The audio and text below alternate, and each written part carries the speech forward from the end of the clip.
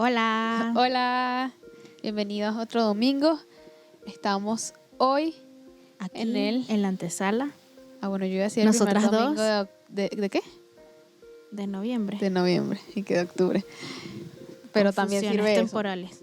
Que por cierto, tú tenías rato también sin salir. Un mes. ¿Tenía rato sin salir? Sí, un mes. Bueno, Pierdo la noción del tiempo. cuidado con eso.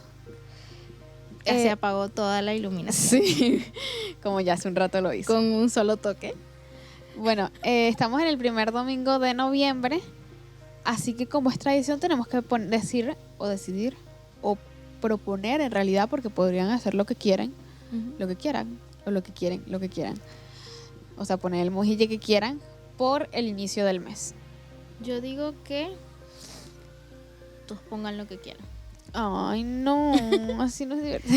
Que pongan lo que mejor les Cosas suceden parezca. en noviembre. No sé, por eso digo que todos pongan. Tiene sentido. Ay, pero Nos dicen invierno por acá. pero es que aquí no hay invierno, entonces. Bueno, pero ya se acerca Navidad. Bueno, hace más frío, sí. Bueno, en teoría hace más frío. Si se acuerdan de alguna otra cosa que suceda en noviembre, pueden ponerla. Si no, pueden poner emojis que representen frío y esas cositas. Yo digo que pongan emojis de felicidad. También puede ser. De felicidad por ver a sus hermanos. Sí, ¿por qué? Porque vamos a tener pronto otra reunión presencial. Pronto es El 14. el próximo domingo. El próximo. ¿Sí? Eso es lo que yo te estaba diciendo y tú no me estás escuchando. Estoy muy confundida. Pero bueno, el próximo domingo vamos a tener otra reunión presencial. Recordamos que de un tiempo acá dijimos que íbamos a tratar de hacer una reunión todos los meses. Y este mes cae 14 de noviembre. 14 de noviembre. Y va Entonces nos vemos de nuevo el 14 de noviembre en el CELAR, en el mismo lugar que la reunión anterior, en el piso 6, sala C. Pueden comenzar a llegar desde las 9:30 de la mañana. Exacto, recuerden las Lleguen medidas. temprano para que no se pierdan nada. Y también tomando en cuenta las medidas de bioseguridad que se deben seguir, desinfectar las manos. Está en un piso alto, así que en el ascensor no pueden ir más de, creo que 3 personas, algo así. 4 personas nos informan. Así les harán las personas del tiempo, tipo, hoy está haciendo mucho calor. Digo, no tanto calor. Para eso tienes el teleprompter. Sí, bueno. Pero aquí tenemos un teleprompter humano. Exacto. Bueno, ¿qué está diciendo? En el ascensor no pueden subir más de 4 personas. Y además hay que mantener la distancia para entrar, entonces hay que ir de poquito. Claro, Entonces del lleguen ascensor al temprano. piso 6 hay bastante distancia. pero, Entre nosotros. pero si todo es una acumulación, así no se puede. Se tarda Así que más. Entonces lleguen temprano. Además de Ponen que, una alarma, adelantan su reloj 1 hora. hay muchas Y cosas están ahí que se queden temprano, lleguen ahí solitos en una esquina. y que lleguen No, temprano. mentira. Lleguen temprano y no hay nadie. No, mentira. No, mentira. Sí, van a haber sí personas. va a haber gente. Que recuerden también, hemos mencionado en otras ocasiones, hemos hablado aquí en la antesala sobre el servicio, ¿no? Ujú. Y creo que nunca hemos hablado sobre el servicio Las reuniones presencial, presenciales, porque sí. hasta ahora no habíamos tenido, Muchas reuniones habían presenciales. sido esporádicas.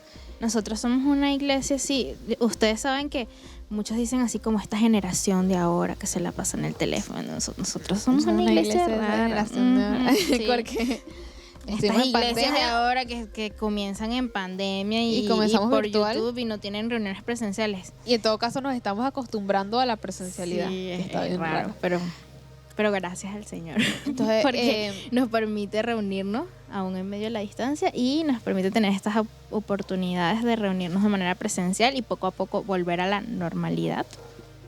Exacto.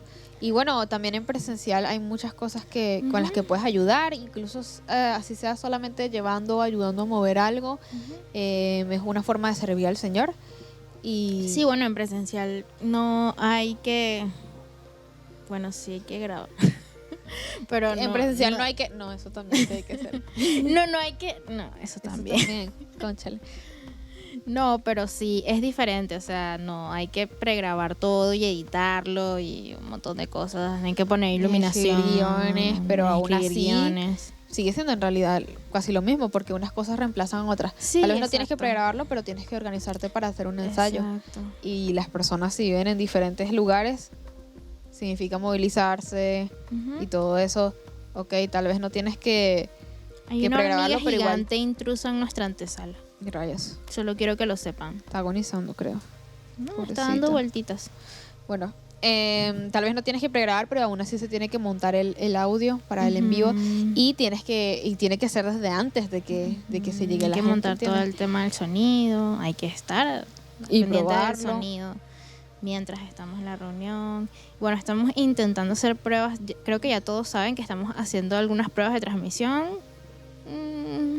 Vamos Sí. a ver qué va a pasar con eso, pero Si aún así pues pero eso implica también un trabajo, implica que hay alguien allí probando, viendo las opciones, pendiente de la grabación, de la transmisión, de todo eso.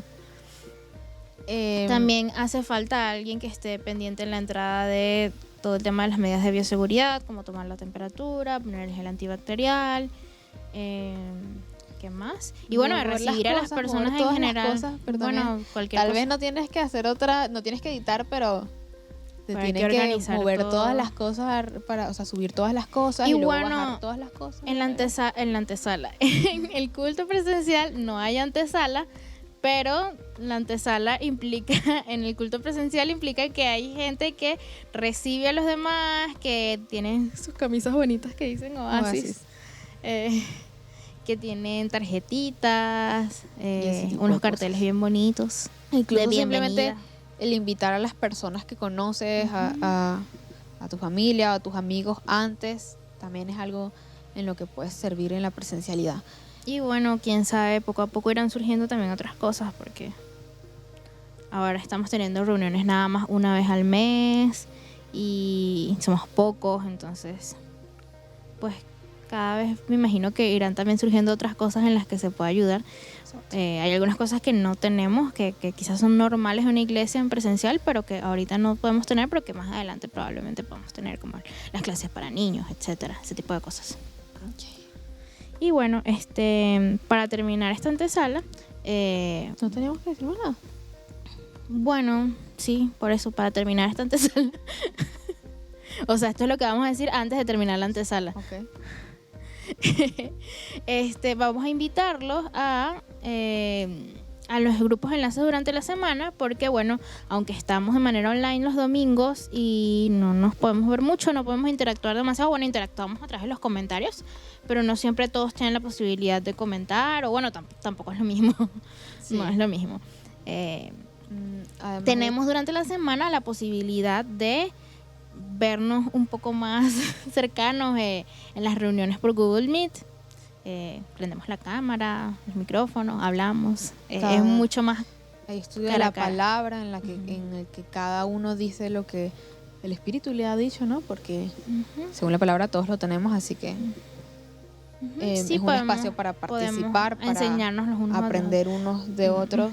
Para usar nuestros dones para edificación de la iglesia, para aprender de la palabra del Señor, para orar los unos por los otros y para compartir también, para conocernos. Entonces, si estás aquí hoy domingo y nunca has ido a ninguna reunión durante la semana, te invitamos a que puedas participar. Pide el link. Sin ningún problema puedes pedirlo en los comentarios, en nuestro WhatsApp, en donde tú quieras, o se lo puedes pedir a quien te haya invitado. Le dices, mira, quiero participar en las reuniones de la semana, y seguramente te va a pasar el link. Entonces, nada, te invitamos a eso. Tenemos 2 reuniones. Ajá, sí, tenemos 2 reuniones. Tenemos una los días martes, que es de 7:30. De 7:30. 6. De 6:30 a... No sé, desde las 6 en punto. Desde las 6 6 en en punto punto. hasta las 7:30, ¿no? Lo siento, no asistes a ese grupo de enlace. No. Patricia Steam Siempre miércoles. me Bueno, yo olvido también. Siempre Yo me no voy olvido los del martes. del horario. Porque es que tienen horarios diferentes. Ujú. Está, Y eso es bueno.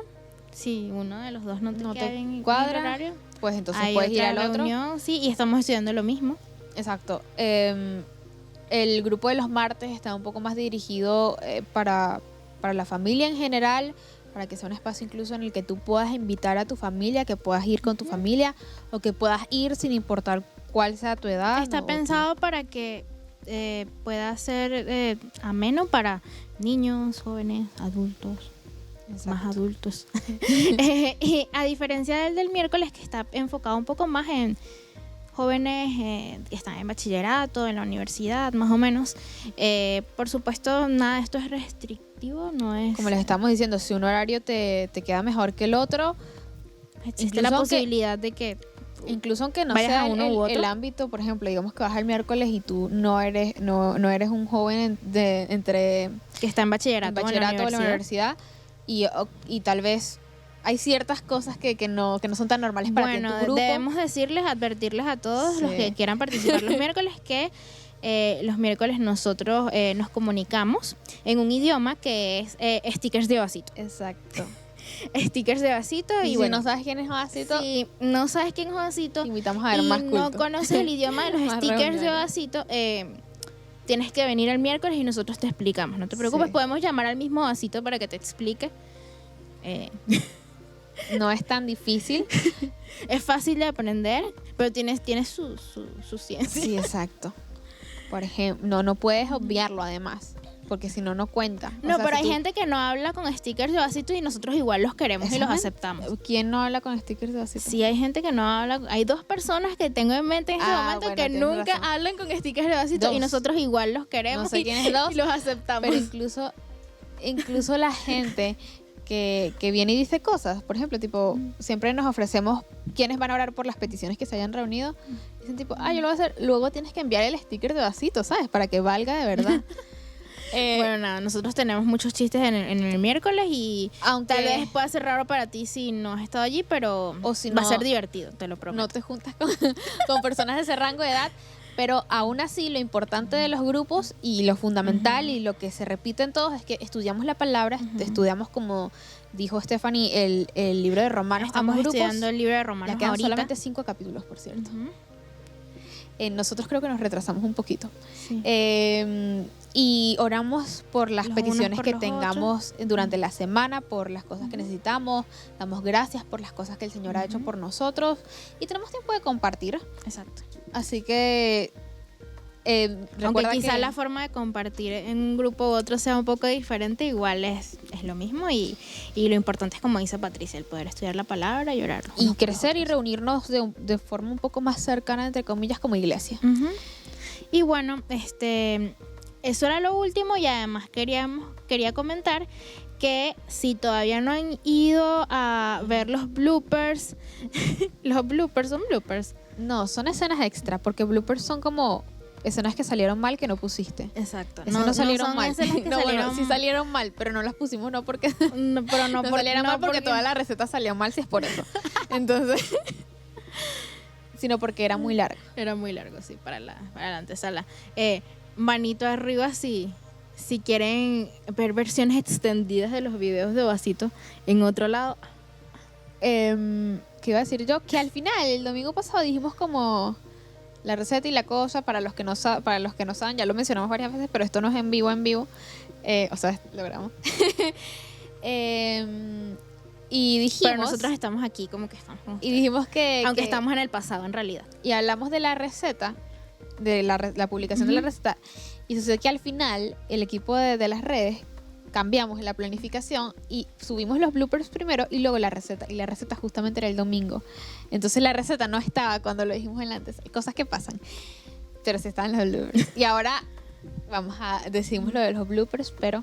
Bloopers no, escenas extra, no son bloopers. Bueno, son unas escenas extra que están bien cómicas, entonces si no las han visto, vayan a verla, le dan like, se ríen, se lo comparten a alguien. Quizás alguien no acepta ir a la iglesia, no te ha aceptado una invitación a la iglesia, pero se ríe con ese video y dice, cónchale, tal vez sí voy. Tal vez sí voy. Bueno, quién sabe. Eso es todo por la antesala de hoy. Sí. Ahora sí vamos a pasar al tiempo de la oración. No olviden, el próximo domingo en el CELAR, invita a alguien, no vayas solo. Y hoy, bueno, recuerda, busca tu Biblia, abre tu YouVersion. Que también es la Biblia, pero en el teléfono. Concéntrate para que puedas pasar a este tiempo de adoración y luego que podamos recibir la palabra que el Señor tiene para nosotros hoy. Exactamente. Uno. Que, miércoles, o sea, así tanto tiempo tienes que ibas a decir chao. Indignada. Dale. 2, 3. Sigue el conteo.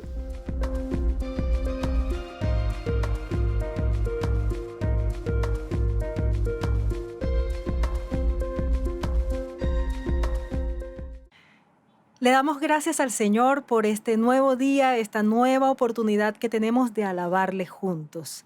Él merece toda la gloria, toda la honra y toda la alabanza. El Salmo 18, del 1 al 3 dice: Te amo, oh Jehová, fortaleza mía, Jehová, roca mía y castillo mío, mi libertador. Dios mío, fortaleza mía, en Él confiaré. Mi escudo y la fuerza de mi salvación, mi alto refugio. Invocaré a Jehová, quien es digno de ser alabado, y seré salvo de mis enemigos. Vamos a adorar al Señor.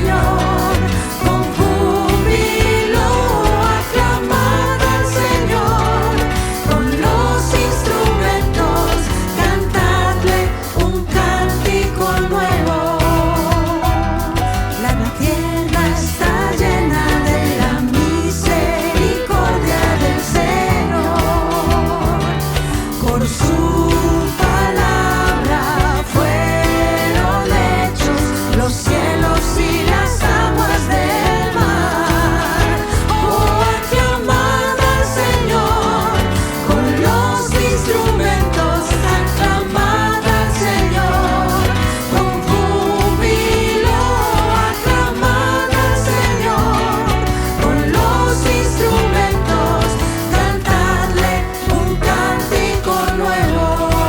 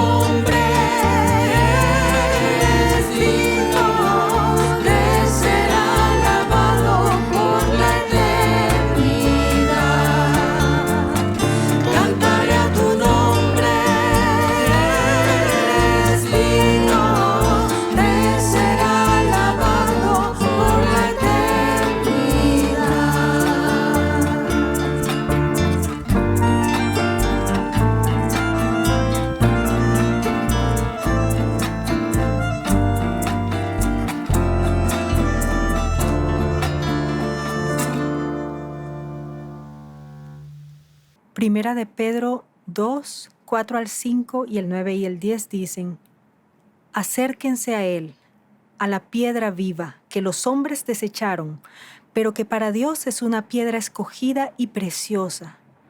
Y ustedes también, como piedras vivas, sean edificados como casa espiritual y sacerdocio santo, para ofrecer sacrificios espirituales que Dios acepte por medio de Jesucristo.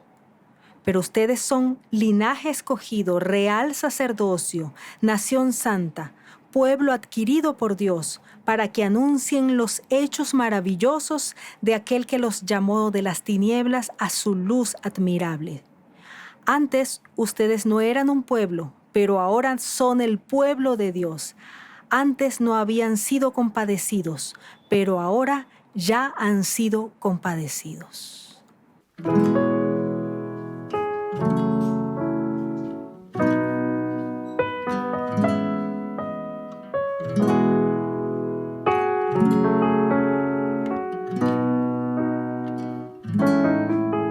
El Señor nos llamó a hacer su voluntad. El Señor nos llamó a vivir en santidad y nos llamó a ser sal de la tierra, ser real sacerdocio, linaje escogido. Y por eso Vamos a vivir en rectitud, vamos a hacer tu voluntad. Oh Padre eterno, tu discípulo quiero ser,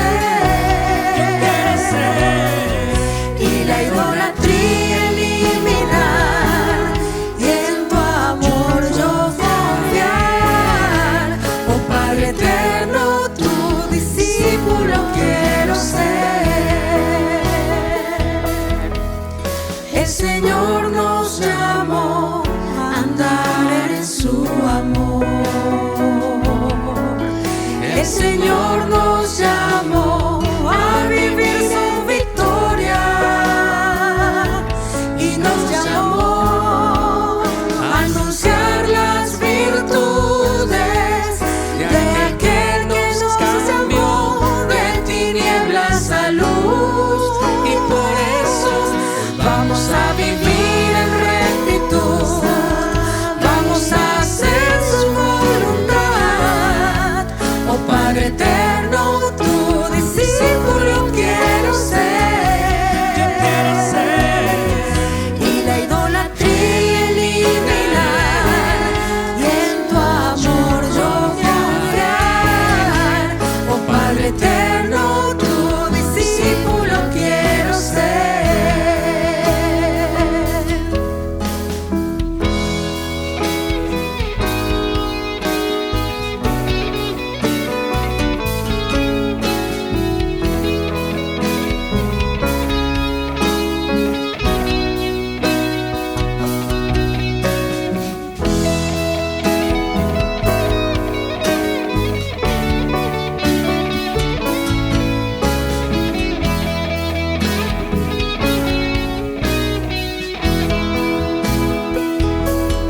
Vamos a vivir en rectitud, vamos a hacer tu voluntad.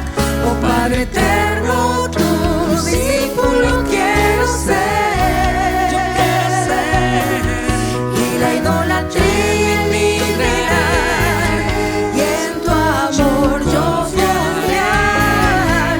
Oh Padre eterno, tu discípulo quiero ser. Oh Padre eterno, tu discípulo quiero ser. Oh Padre eterno, tu discípulo quiero ser.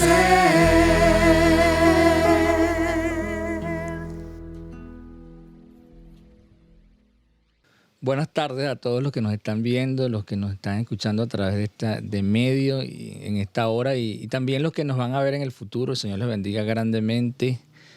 Este es un día muy especial, un día donde hemos estado adorando, donde hemos estado alabando al Señor. qué alegría poder hacerlo. Y ahora vamos a estar compartiendo un mensaje de la palabra. Y antes de hacerlo, me gustaría que pudiéramos orar para que sea nuestro Dios enseñándonos, para que sea Él instruyéndonos, para que Él dé conforme a esa necesidad que tenemos tú y yo en este día, ¿no? Y que realmente la obra para la cual ha traído esta palabra, está trayendo esta palabra en este día, pueda cumplirse en tu vida y en mi vida. Vamos a orar. Padre, te alabamos y bendecimos tu nombre. Te damos muchísimas gracias porque hoy nos has regalado la vida y es muestra de tu amor. También es muestra de tu amor que nos permita exponernos a tu palabra. Sé tú, por medio de tu Espíritu Santo, revelándote a nuestras vidas, enseñándonos, instruyéndonos.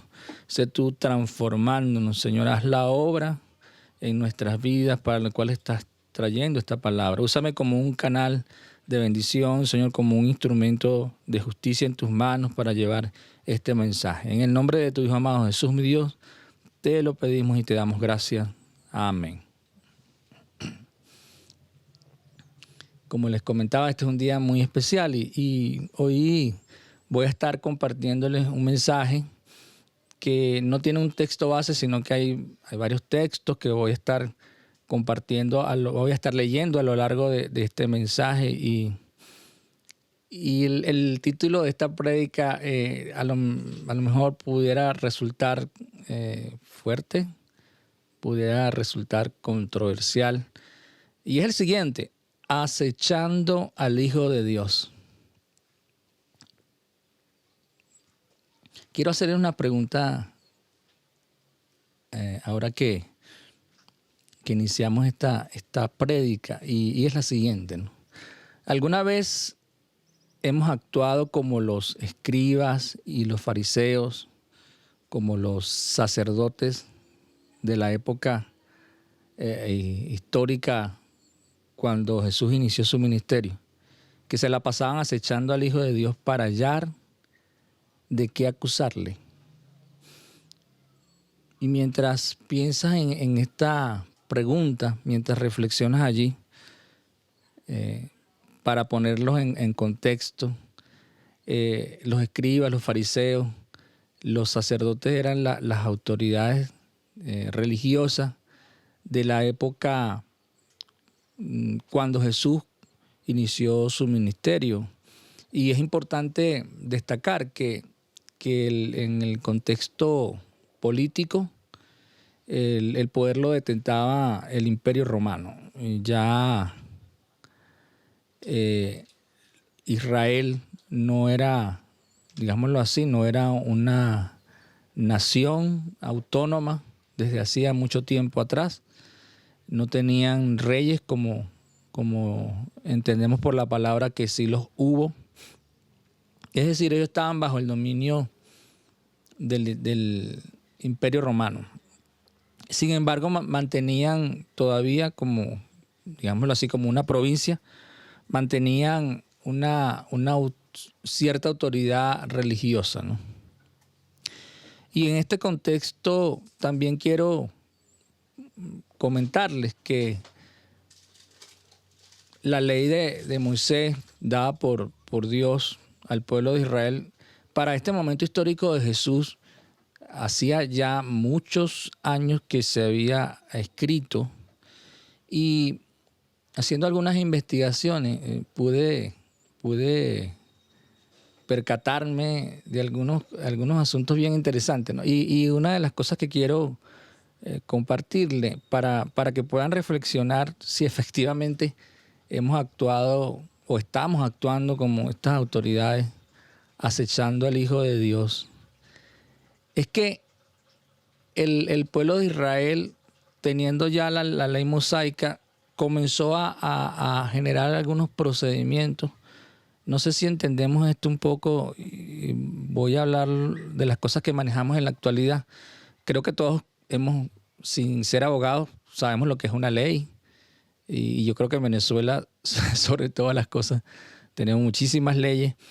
pero también tenemos procedimientos, ¿no? Y es interesante que tenemos la ley y el procedimiento de alguna manera lo que busca es que se pueda llevar a cabo el espíritu de la ley, ¿no? Y esto mismo hicieron los escribas, los fariseos, los sacerdotes, las autoridades religiosas de la época,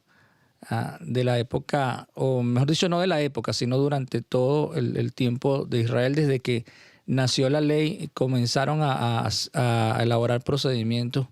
Y ya para la época de Jesús, no nos podríamos imaginar la cantidad de procedimientos técnicos que ya existían para todo lo que tenía que ver con la ley, ¿no? Para llevar a la práctica la ley, al punto que Jesús incluso se los pudo decir en algunas oportunidades.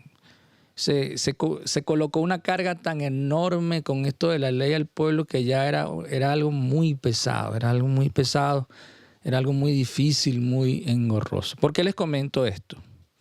Cuando Jesús inicia su ministerio y lo leemos en la palabra, comienza a enseñar en la sinagoga, y en ese momento histórico vemos a un Jesús que era agradable hasta cierto punto al pueblo, a las autoridades. Pero ¿qué ocurrió luego cuando en ese ejercicio de ese ministerio Jesús comienza a sanar y comienza a hacer milagros y comienza a hacer una serie de cosas que eran sorprendentes, pero que de alguna manera, de acuerdo a lo que entendían estos hombres, escribas, fariseos, sacerdotes, estaba transgrediendo una norma que para ellos era sagrada? Interesante esto. Y no quiero aquí convertirme en un defensor de los escribas y los fariseos, no es mi intención. Pero sí es importante entender que estos hombres con conocimiento, porque el caso de los fariseos, los escribas, los sacerdotes no solamente eran hombres con autoridad, sino que tenían conocimiento, mucho conocimiento. Había escuelas donde ellos estaban y de alguna manera participaban, esos cuerpos colegiados, digámoslo así, y enseñaban al pueblo la ley, y a través de los procedimientos pretendían enseñar el cumplimiento de la ley. Y ellos tenían un afán porque no se les escapara nada, y realmente entendían en su corazón que el cumplimiento de la ley les permitiría alcanzar la justificación, alcanzar la salvación. Era un sentimiento genuino, ¿no? Y hasta cierto punto pudiéramos decir que no era malintencionado, sino que eran defensores de la ley. Y en este escenario Jesús comienza su ministerio.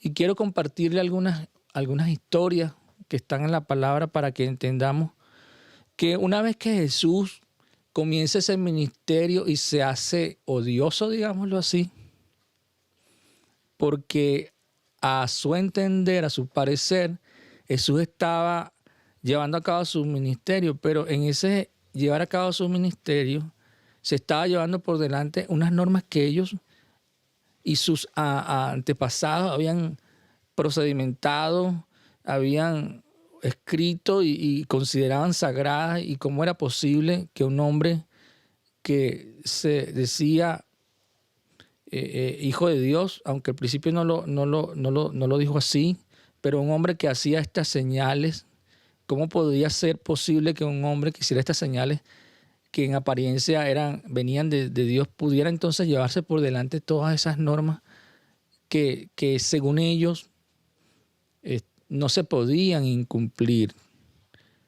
Esto era muy odioso para ellos, definitivamente. Era no solamente odioso, sino que era ilegal y constituía para ellos algo que tenía que tener consecuencias. Y entonces vemos a un Jesús, y entonces voy a leer unas historias, y quiero dividir esto en dos aspectos, ¿no? Esas acechanzas que hicieron estos hombres a Jesús, primero, acechanzas con respecto al cumplimiento de la ley de Moisés.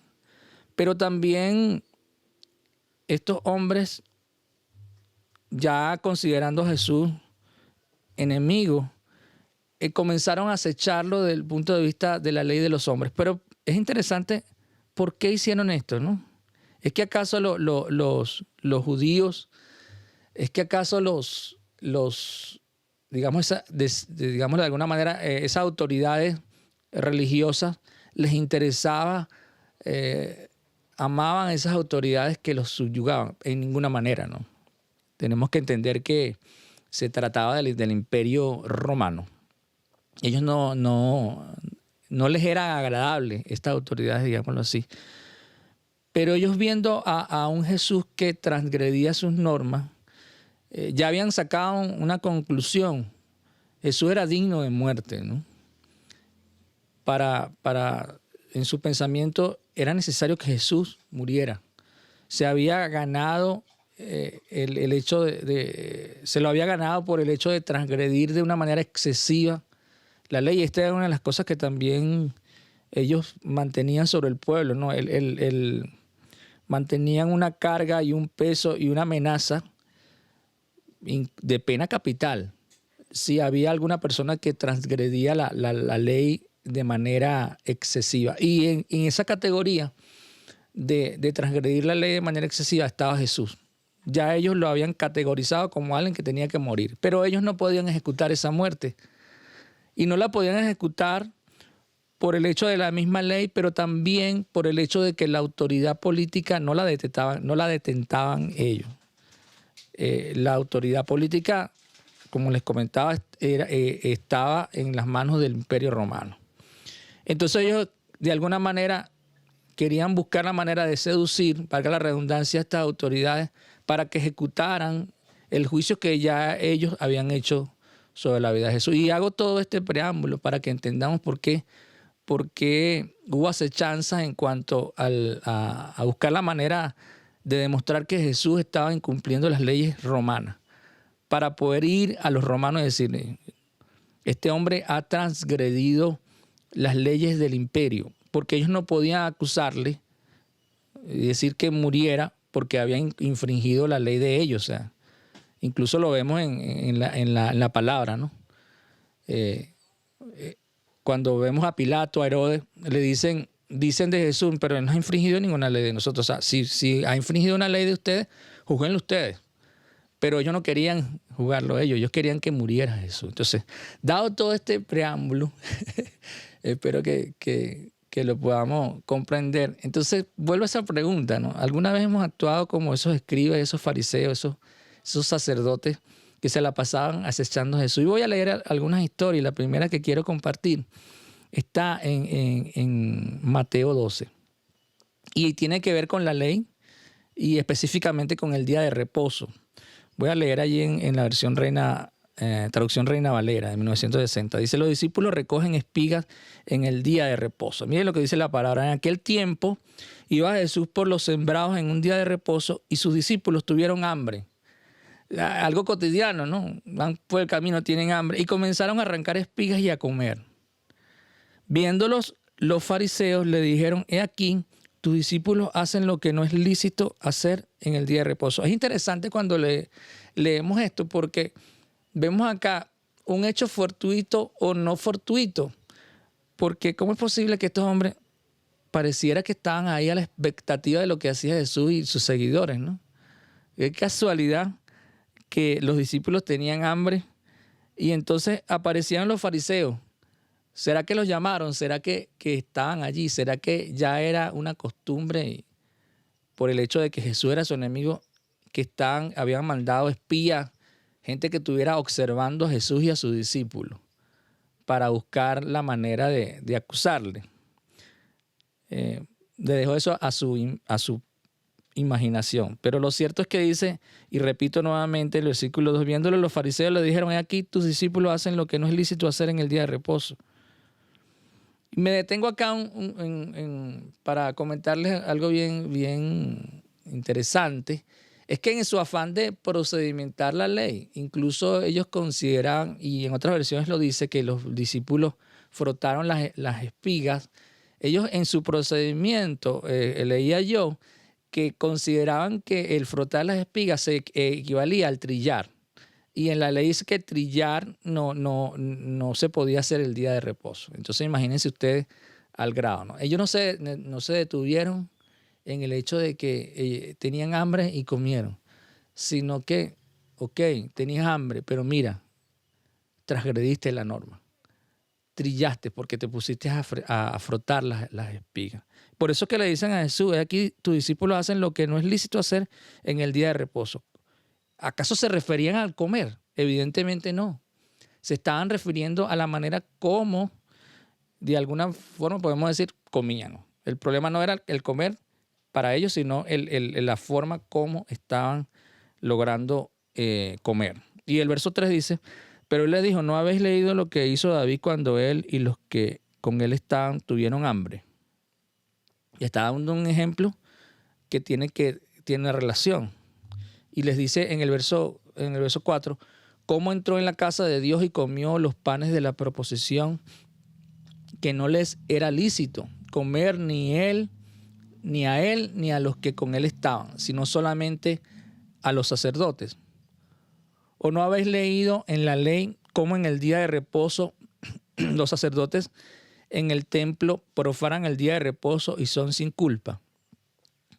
Pues os digo que uno mayor que el templo está aquí. Y en el verso 7 hace una frase contundente. Dice una frase contundente. Y si supieras qué significa misericordia quiero y no sacrificio, no condenarían a los inocentes, porque el Hijo del Hombre es el Señor del día de reposo. Si supieras qué significa misericordia quiero y no sacrificio, no condenarías a los inocentes. Los escribas, los fariseos, estos acusadores, se estaban limitando al hecho de la transgresión de la norma. Y cuando vemos en este texto, misericordia quiero y no sacrificio, tenemos que entender que sí, Dios estableció un conjunto de sacrificios en el Antiguo Testamento para que el pueblo pudiera ser limpio de sus pecados, pudiera estar en la presencia de Dios. Estableció no solamente esos sacrificios, sino todo lo que está escrito en la ley con ese mismo propósito. El objetivo final de ello era un acercamiento a Dios, un conocimiento de Dios, un conocimiento de la esencia de Dios. Pero ellos se estaban quedando no en el espíritu de la ley, sino en la letra. Estaban viendo de una manera sin ver lo que realmente Dios quería o el propósito que Dios tenía con todo este conjunto de normas que le había dado el pueblo. Misericordia quiero y no sacrificio. Cuando nosotros vemos a estos hombres que no les importa, y en ambos casos que tengamos hambre o que alguien tenga hambre, y Jesús coloca el mismo ejemplo de David, donde no sé si ustedes recuerdan esa escena cuando David huía de su hijo, Absalón creo, porque quería tomar el reino, y en ese camino con esos hombres que andaba, de alguna manera, no fue Absalón, huía de Saúl. Cuando vemos esta escena que presenta la palabra, creo, ¿no? Creo que era Saúl. Pero lo importante no es si era Saúl o Absalón, ¿no? Eso no es lo importante. Lo importante es que tuvo hambre, así como los discípulos tuvieron hambre, y ejecutó una acción que desde el punto de vista de la norma pudiéramos decir que no estaba bien.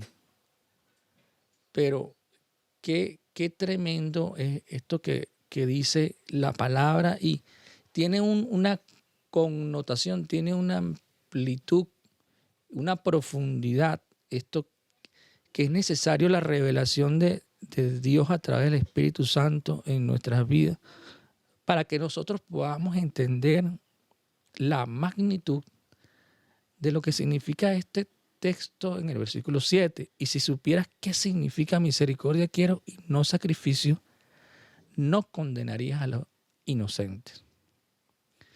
Qué interesante es esta palabra, ¿no?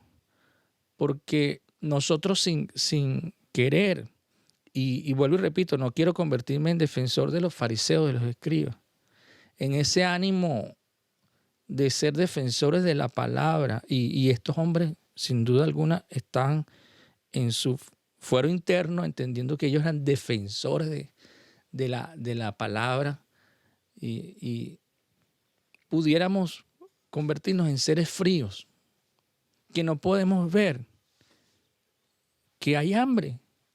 Ellos apartaban esto. No me importa si tienes hambre. No me importa si tienes una necesidad. El punto es que estás incumpliendo la norma y entonces te juzgo. Y dice la palabra en el verso 8, porque el Hijo del Hombre es Señor del día de reposo. Y este es el primer ejemplo que les coloco, y voy a leer otro ejemplo de las acechanzas y de cómo estos hombres, en el afán de que se respetara la norma, no veían más allá lo que estaba ocurriendo en su entorno.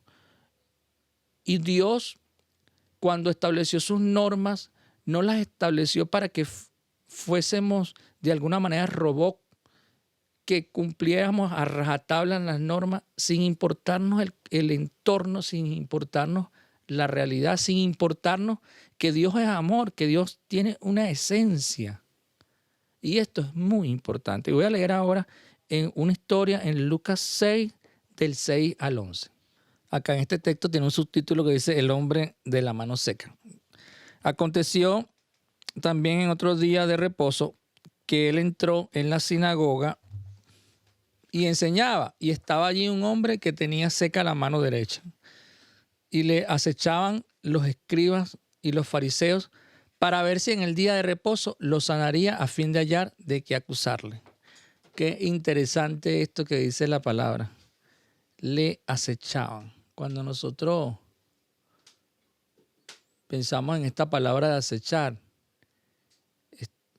tenemos que entender que hay una connotación que incluye el hecho de estar como pendiente. No sé si alguna vez han visto esas series de National Geographic, perdón, cómo los leones, por ejemplo, acechan a su presa. Yo no sé si ustedes lo han visto, que están así como agazapados, en una actitud que la presa no los vea, tratando de hacer el menos ruido posible para que se den cuenta que está allí, ¿no? El león o el tigre o la fiera que va a perseguirlo. Y cuando ya están bastante cerca, entonces se les lanza encima el león, el tigre, ¿no? De tal manera de que no haya oportunidad de escaparse, ¿no? Y pensando un poco en esto, leyendo lo que dice la palabra, dice, y le acechaban. No es sorprendente lo que leíamos antes, en el caso de ellos, cuando vieron a los discípulos que recogían las espigas, ¿no? Yo diría que no fue casualidad que los vieran, no fue casualidad que pasaran por ahí y justamente pasaban ellos, no. Era que ellos estaban en una actitud de acecho. Yo creo que debió ser, y yo diría sin duda alguna, que estaban cada día esperando a ver qué hacían Jesús y sus discípulos y viendo a dónde iban, y mandaban a alguien que estuviera pendiente. Vamos a ver a dónde van. Vamos a mandar un espía que escuchen cuál es su itinerario, cuál es su planificación, de tal manera de tener siempre personas allí presentes para poder acechar. Y el fin de esa acechanza, lo dice aquí el verso 7 al final, dice, a fin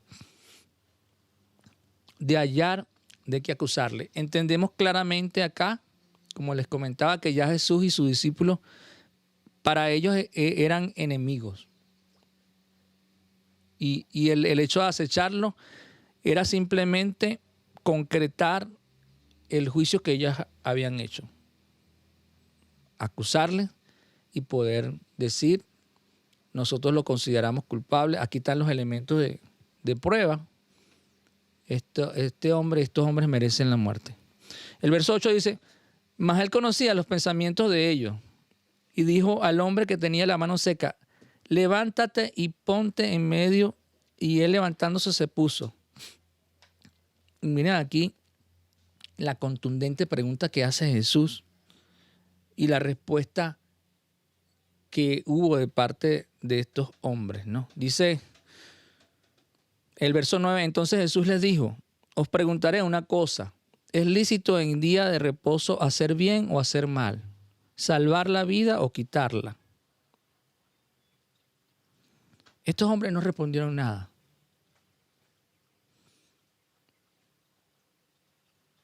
Pero vemos por sus acciones su respuesta.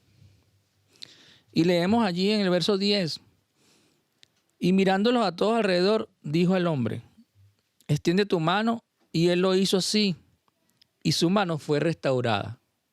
Vemos a un hombre con un problema. Vemos a un Jesús que muestra misericordia y solventa este problema, en este caso, su mano seca, ¿no? Fue restaurada. Pero miren lo que dice el verso 11. Y ellos se llenaron de furor. Yo no sé si usted se ha llenado alguna vez de furor o ha visto a alguien lleno de furor, pero las personas llenas de furor pueden dar miedo, ¿no? Nosotros cuando nos llenamos de furor podemos hacer cosas alocadas. La palabra dice que estos hombres se llenaron de furor. No respondieron nada, pero con sus acciones dieron una respuesta. No respondieron la pregunta de Jesús en ese momento, pero sus acciones demuestran cuál era la respuesta. Ellos se llenaron de furor y hablaban entre sí qué podrían hacer contra Jesús. Qué impactante, qué tremendo es esta acción, esta reacción de estos hombres. Definitivamente para estos hombres, hacer bien el día de reposo, si era transgrediendo lo que ellos habían establecido en sus procedimientos, estaba mal. Esa era la respuesta. Salvar la vida o quitarla estaba mal, claramente por su reacción, y vemos por su reacción que entendían que Jesús sanó a este hombre y transgredió la norma. Qué impactante. Y pensar que nosotros pudiéramos estar actuando de la misma manera.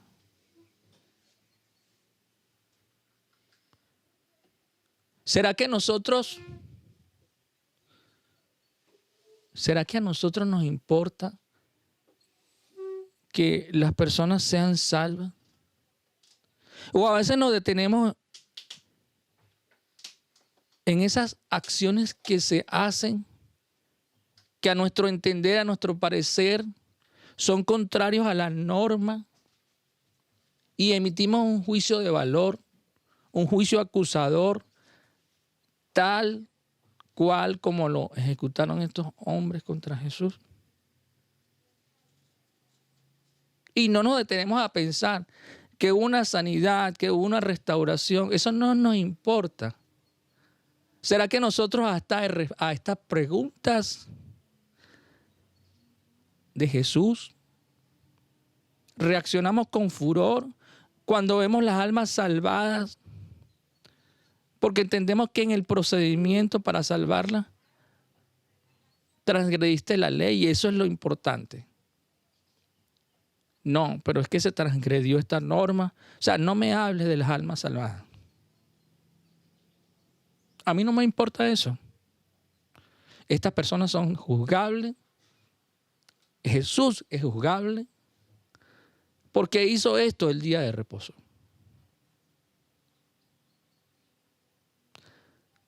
Es necesario que nosotros reflexionemos acerca de esa pregunta que les hacía al principio.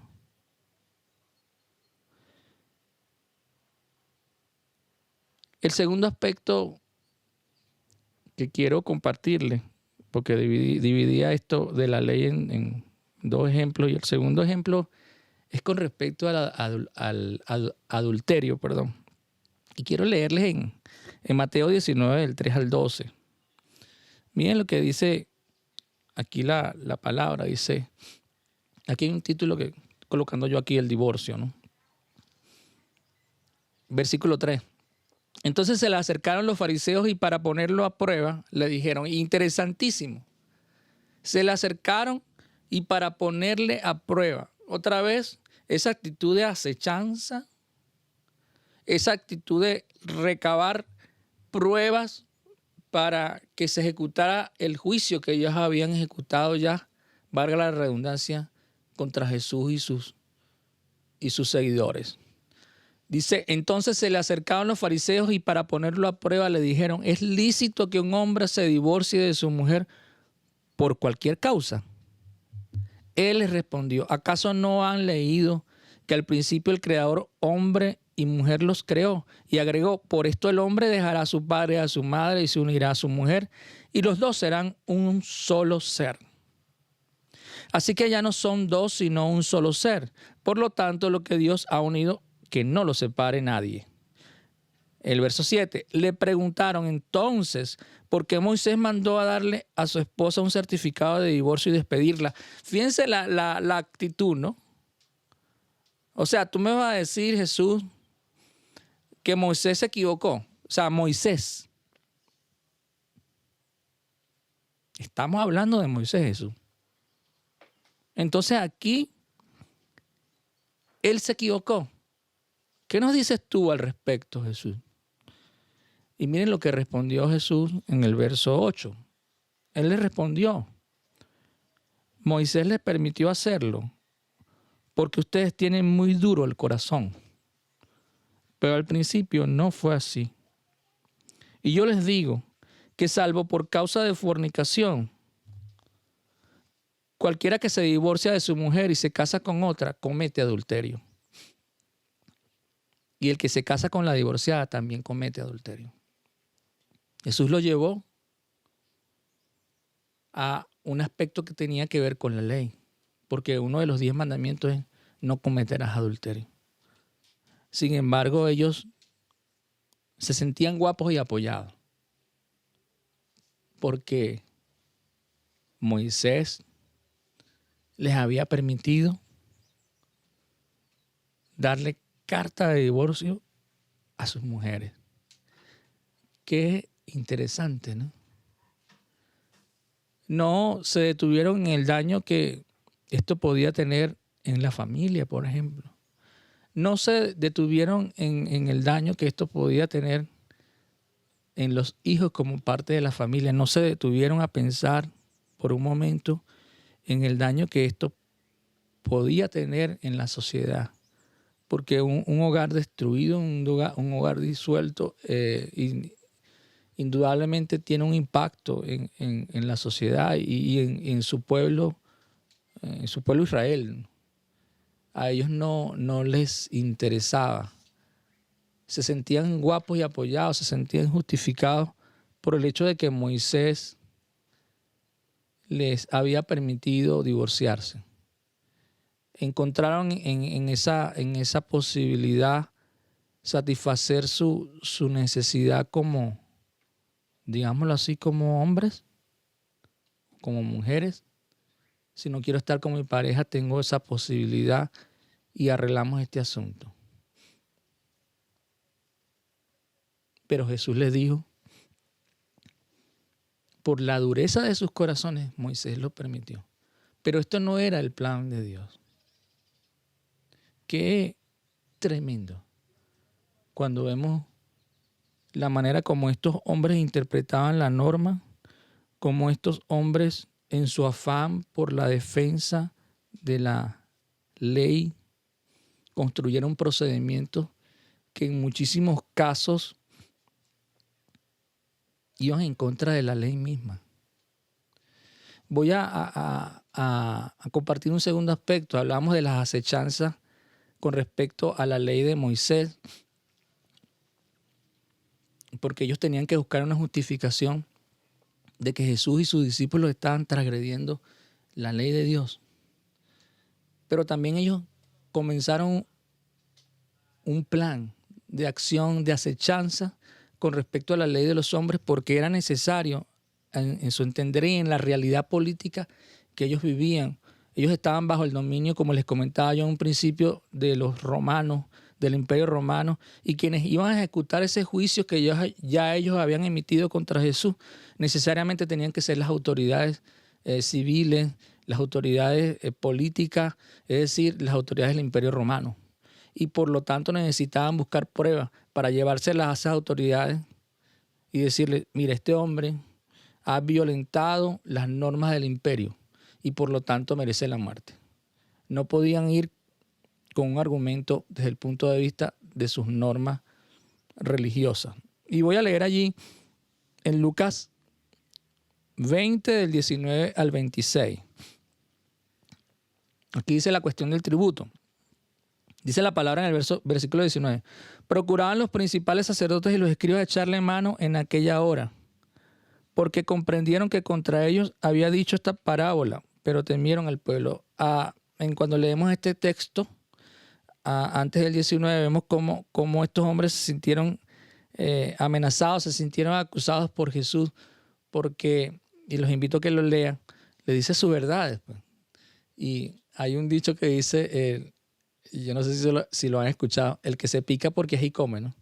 Y evidentemente estos hombres se picaron, se sintieron de alguna manera evidenciados ante las acusaciones de Jesús. Lean esta historia para que lo puedan entender, pero lo importante es lo que sigue, ¿no?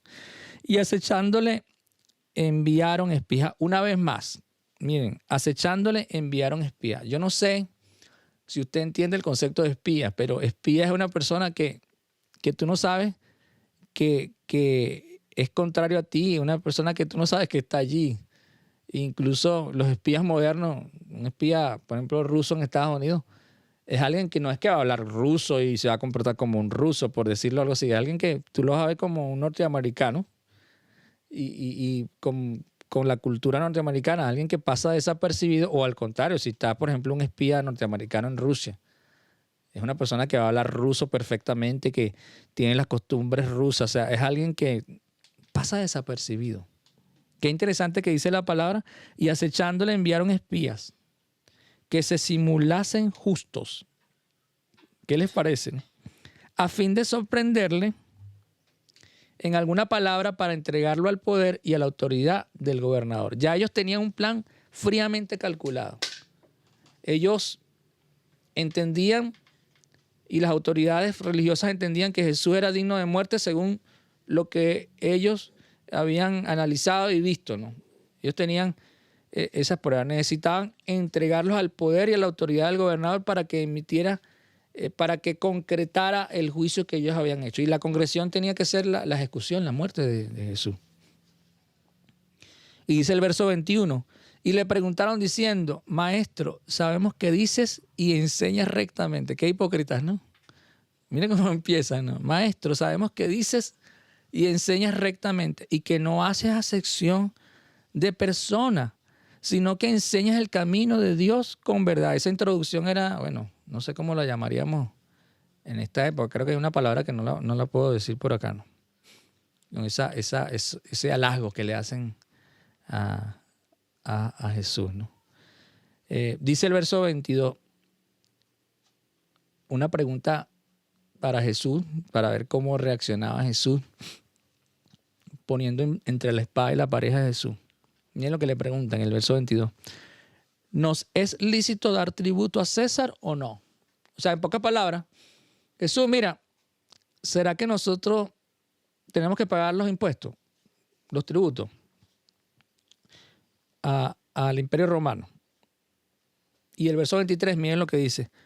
Mas él, comprendiendo la astucia de ellos, les dijo, ¿por qué me tentáis? Jesús los desnuda, los pone en evidencia con esta pregunta, ¿no? Sin embargo, Jesús no se queda allí, no se engancha, sino que miren lo que les hace, ¿no? En el verso 24 les dice, mostradme la moneda. Me imagino que le mostraban la moneda y él hace la siguiente pregunta. ¿De quién tiene la imagen y la inscripción? Y respondiendo dijeron, de César. En el verso 25 dice Jesús, entonces les dijo, pues dad a César lo que es de César y a Dios lo que es de Dios. ¿Qué les parece esta respuesta? El verso 25 dice la reacción, el impacto que tuvo esta respuesta de Jesús en estos hombres. Dice el verso 26, y no pudieron sorprenderle en palabra alguna delante del pueblo, sino que maravillados de su respuesta callaron. O sea, se quedaron como condorito, como dirían por allí. No esperaban esta contundencia, esta respuesta de Jesús. Y en este punto quiero comentar que la pregunta de estos hombres no era acerca de si eran onerosos esos tributos, si eran injustos o no, sino que se limitó a si tenían que pagar o no los tributos. Y cuando Jesús le dice dar a César lo que es de César y a Dios lo que es de Dios, la palabra misma lo dice. Es necesario que nosotros respetemos a las autoridades y Dios quiere que esto sea así. En tanto que las normas del hombre no vayan en contra de las normas de Dios, es necesario que nosotros las respetemos. Y necesitamos entender también esto, ¿no? Y Jesús no está apoyando en ninguna manera con esta respuesta al hecho de que habían injusticia con respecto a todo este tema tributario, ¿no? Y esto es importante comentarlo, aclararlo, sino que Él les responde la pregunta que hacen ellos. Pero había un propósito. En este caso, el propósito era poder entregarlos a las autoridades para que las autoridades ejecutaran el juicio que ellos ya habían hecho sobre Jesús. Ellos necesitaban que las autoridades del Imperio Romano ejecutaran a Jesús, y ese era su propósito. Por eso lo acechaban. Y pudieran haber muchos otros ejemplos en la palabra, y me viene a la mente, no tengo aquí escrito, pero me viene a la mente el caso de honrar al padre y a la madre. Cuando nosotros vemos lo que Jesús le dice a estos hombres, les hace un reclamo, porque ellos a través de esos procedimientos que empezaron a construir,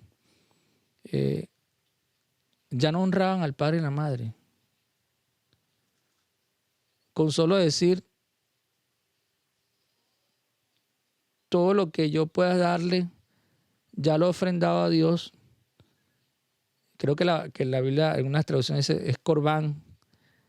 Con decir eso, esa frase, ya ellos no honraban al padre y a la madre. Y Jesús les dijo, ustedes han invalidado la palabra con un procedimiento. No dice procedimiento, pero cuando lo analizamos, ellos construyeron un procedimiento por debajo. Y les comento lo siguiente, que es bien interesante.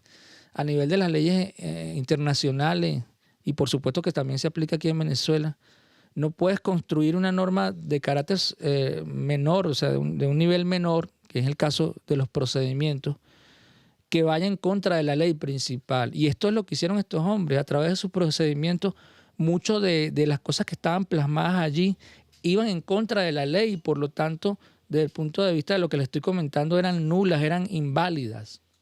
Sin embargo, ellos la aplicaban por encima de la ley. Y Jesús se los dijo. Pero entiendo que en el fondo estos hombres tenían una preocupación genuina por cumplir la ley, pero en ese afán fueron apartándose del espíritu de la ley. Para concluir, quiero que reflexionemos acerca de algunos versículos que les voy a leer a continuación. Y el primero de ellos es Oseas 6:6. Dice la palabra: lo que yo quiero es misericordia y no sacrificio, conocimiento de Dios más que holocausto. ¿Qué les parece? Lo que yo quiero es misericordia y no sacrificio, conocimiento de Dios más que holocausto. ¿Cuántas veces nosotros nos hemos enfrascado en esta realidad de perfeccionismo, de apegarnos de una manera, yo diría que extrema, a las exigencias de la religión, pero nos olvidamos de la clemencia, de la misericordia, que en definitiva es lo que Dios nos ha querido enseñar a lo largo de su palabra. Cuando nosotros no nos concentramos y nos enfocamos en la letra de la ley y no vemos el entorno, como yo les comentaba, no nos importa que haya una necesidad, como no les importaba a los escribas, a los fariseos, cuando no entendieron que los discípulos tenían hambre, sino que se limitaron a ver que ellos frotaban, que ellos tomaban unas espigas y con esta acción transgredían la ley. El Señor quiere conocimiento de Él, quiere que nosotros podamos tener intimidad, que podamos tener su manera de pensar y que no tengamos una mente cautiva a la religiosidad, que nosotros realmente podamos mostrar la justicia, la misericordia y el amor que precisamente muestra aquí aquel que nosotros decimos que creemos, que muestra aquel que decimos que es nuestro Dios. Él muestra justicia, Él muestra misericordia, Él muestra amor. Mateo 23, del 23 al 24, miren lo que dice. Ay de vosotros, escribas y fariseos, hipócritas, porque diezmáis la menta y el eneldo y el comino y dejáis lo más importante de la ley, la justicia, la misericordia y la fe. Esto era necesario hacer sin dejar de hacer aquello. Guías ciegos que coláis el mosquito y tragáis el camello. Qué tremendo esto que leemos en su palabra, porque yo no sé si entendemos esto, pero ¿a qué se refiere eso de que nos tragamos el camello y colamos el mosquito? Tragarse el camello significa, en el ejemplo que comentábamos, es no mirar que hay una necesidad de hambre. O, por ejemplo, no mirar que hay una necesidad de salvación. Cuando Jesús se le criticaba que se sentaba con pecadores y publicanos en ese en esa escena se le dijo que lo estaba haciendo mal. Pero Jesús estaba allí con un propósito que él mismo lo dijo: he venido a buscar a pecadores, no a justos. Los sanos no tienen necesidad de médicos, sino los enfermos. Pero ellos se limitaron a ver la acción de Jesús sentado con los pecadores y publicanos. Tragarse el camello es no ver que hay una necesidad de esos hombres que necesitan ser salvos, que hay unos enfermos, que hay unos pecadores que necesitan sanidad, que necesitan salvación. Cuando colamos el mosquito, simplemente nos limitamos a ver que no se está cumpliendo una norma. Pero cuando lo apartamos de la justicia, de la misericordia y del amor, estamos dejando a la letra muerta, porque Dios mismo es la palabra y no podemos separar una cosa de la otra. Voy a leer ahora 1 Corintios 8:1. Acá este texto tiene un título, dice: las ofrendas a los ídolos. Dice: en cuanto a lo que se ofrece a los ídolos, es cierto que todos sabemos algo de eso. El conocimiento envanece, pero el amor edifica. ¿Acaso es malo conocer la palabra? ¿Acaso es malo escudriñar la palabra? ¿Acaso es malo tener revelación de la palabra? Por supuesto que no. Pero el problema es lo que dice acá, o el problema está en lo que dice acá, 1 Corintios 8:1. El conocimiento envanece. El problema es cuando el conocimiento nos hace que nos envanezcamos, que nosotros nos enorgullezcamos, que nosotros seamos soberbios, que nosotros seamos altivos, que nosotros tengamos la percepción de nosotros que no necesitamos a Dios, que tenemos el suficiente conocimiento para juzgar sin consultar a Dios. Cuando nosotros nos erigimos como lo máximo. Cuando nosotros no entendemos que en la multitud del consejo está la sabiduría. Ese es el problema. Por eso acá dice la palabra: el conocimiento envanece, pero el amor edifica. Es necesario que tengamos conocimiento, pero que haya amor. Y lo dice la palabra. Podemos mover una montaña y podemos hacer miles de cosas que aparentemente muestran el obrar de Dios en tu vida. Pero si no tienes amor, de nada sirve. Si no tenemos amor, nada de lo que hagamos realmente tiene valor. Jeremías 9:23-24. Miren lo que dice. Aquí dice un subtítulo: el conocimiento de Dios es la gloria del hombre. Versículo 23, así ha dicho el Señor: no debe el sabio vanagloriarse por ser sabio, ni jactarse el valiente por ser valiente, ni presumir el rico por ser rico. Y me quedo acá con que no debe el sabio vanagloriarse por ser sabio. Dios te ha dado la oportunidad de estudiar la palabra de manera formal, por ejemplo, o no formal, pero te ha dado esa posibilidad de tener mucho conocimiento. Dale la gloria a Dios. Miren lo que dice el 24. Quien se quiera vanagloriar, que se vanaglorie en entenderme y conocerme, porque yo soy el Señor, que hago misericordia, imparto justicia y hago valer el derecho en la tierra, porque estas cosas me complacen. Si queremos vanagloriarnos, vanagloriémonos en entender y conocer a Dios.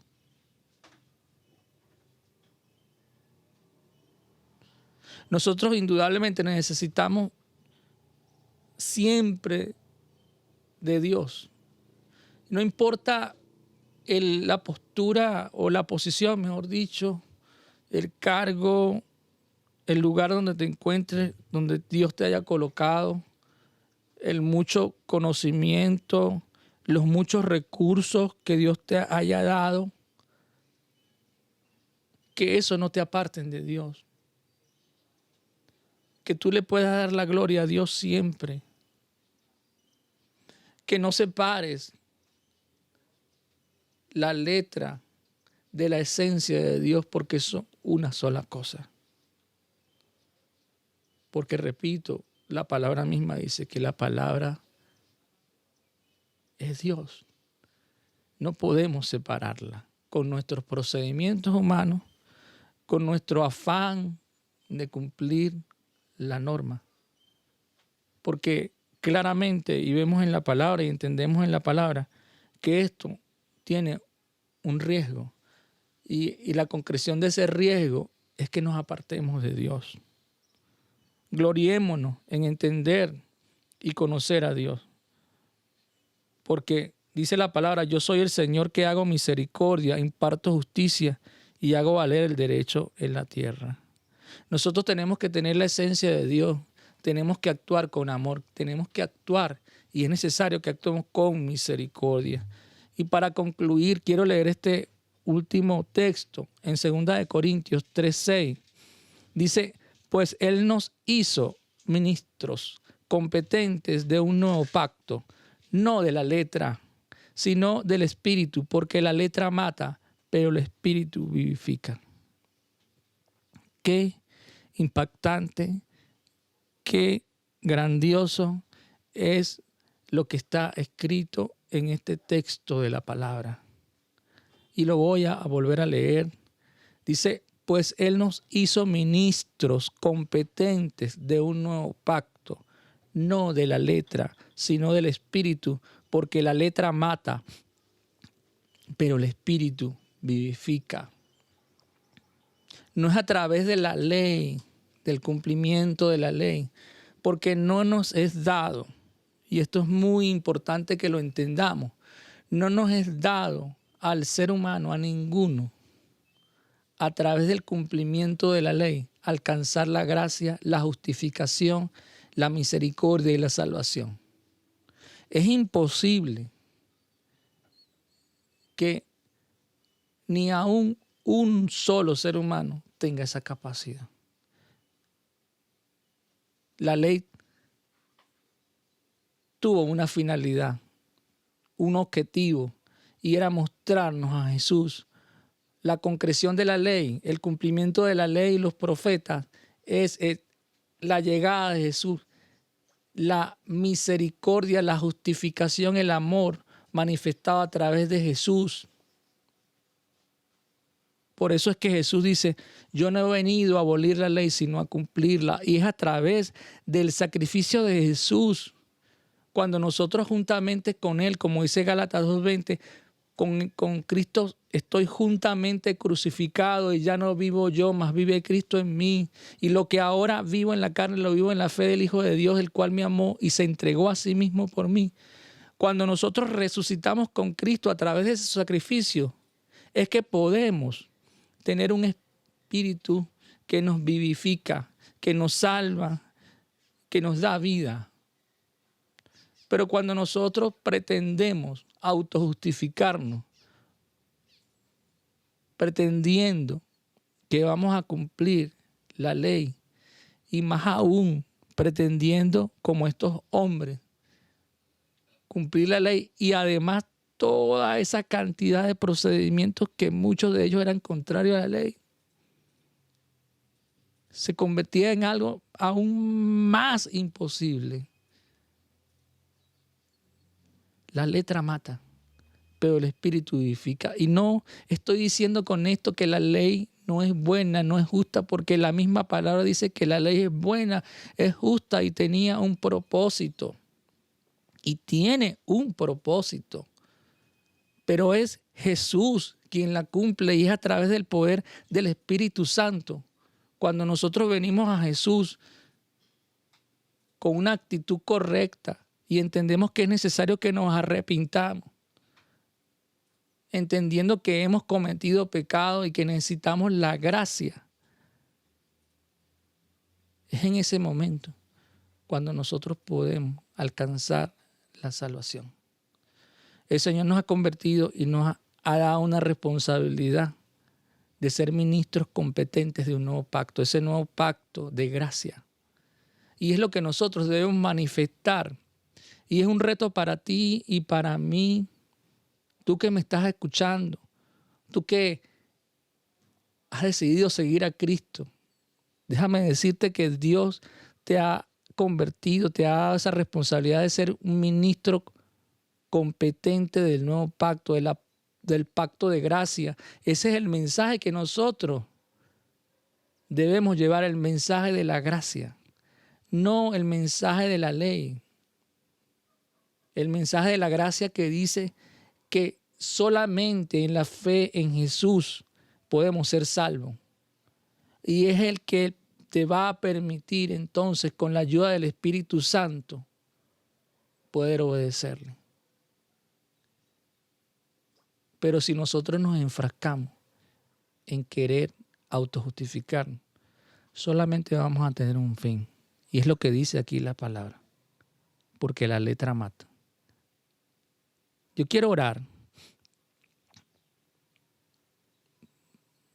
para que podamos entender esto en nuestro diario vivir. Para que podamos tener esa capacidad de Jesús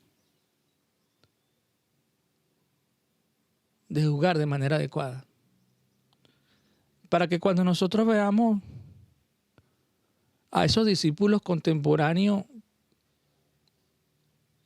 arrancando espigas, no los juzguemos por la ley. Para cuando nosotros veamos a ese Jesús y sus discípulos contemporáneos sentados con pecadores y publicanos, no los juzguemos. Para cuando nosotros veamos a esos que no se lavan las manos porque no cumplen un rito, una norma de los ancianos, no los juzguemos, sino que Dios nos permita ver más allá.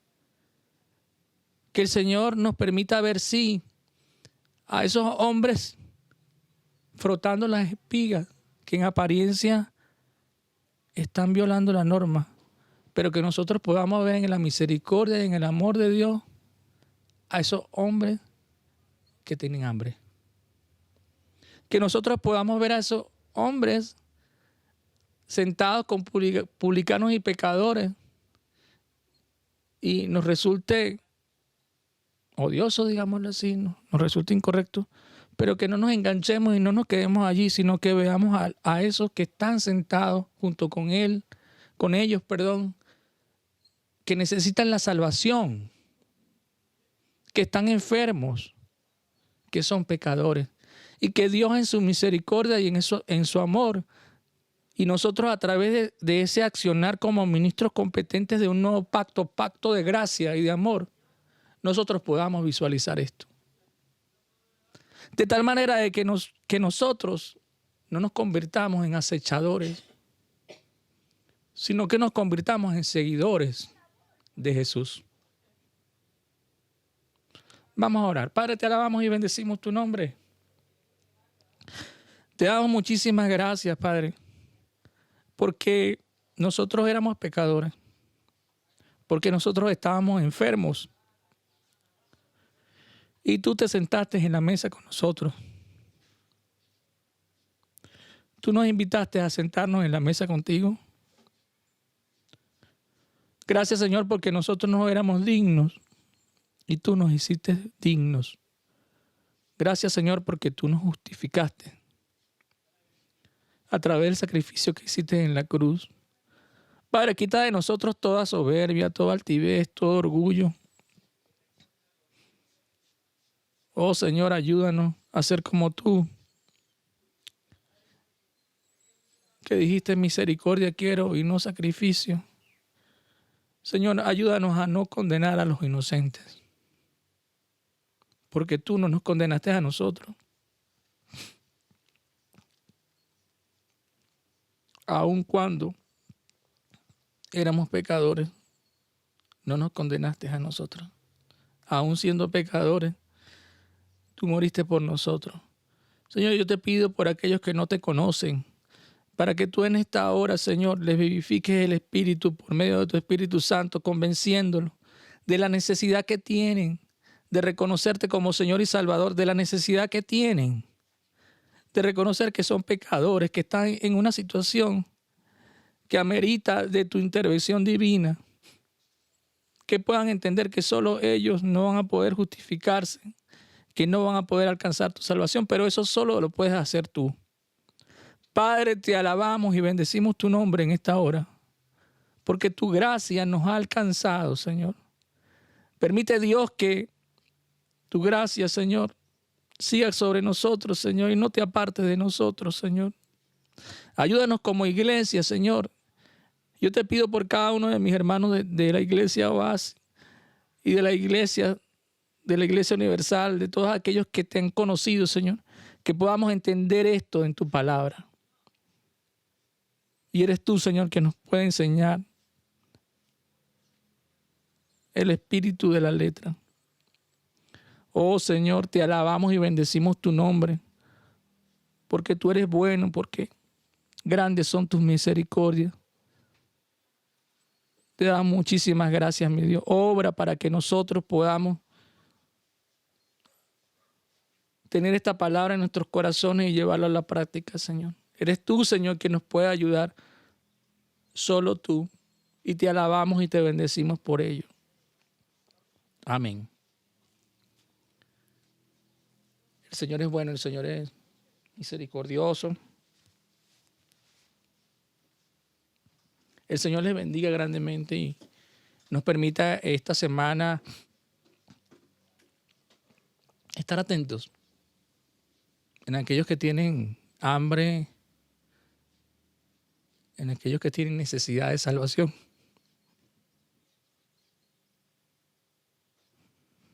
Quiero invitarles también a que el próximo domingo puedan estar con nosotros en nuestros dos cultos, nuestros dos servicios que vamos a tener, el presencial y también en línea. Y Dios ponga en sus corazones, si quieren estar con nosotros a través de las redes, vamos a tener la dirección. Eres bienvenido en nuestra iglesia y sobre todo eres bienvenido a obedecer la palabra del Señor y a lo que el Señor te está diciendo en esta hora, que nos está diciendo en esta hora. Dios te bendiga grandemente. Gracias por estar con nosotros.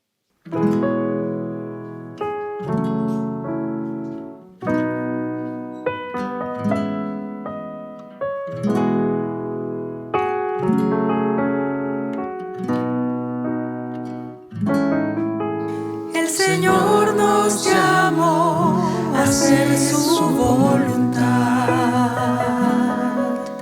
El Señor nos llamó a vivir en santidad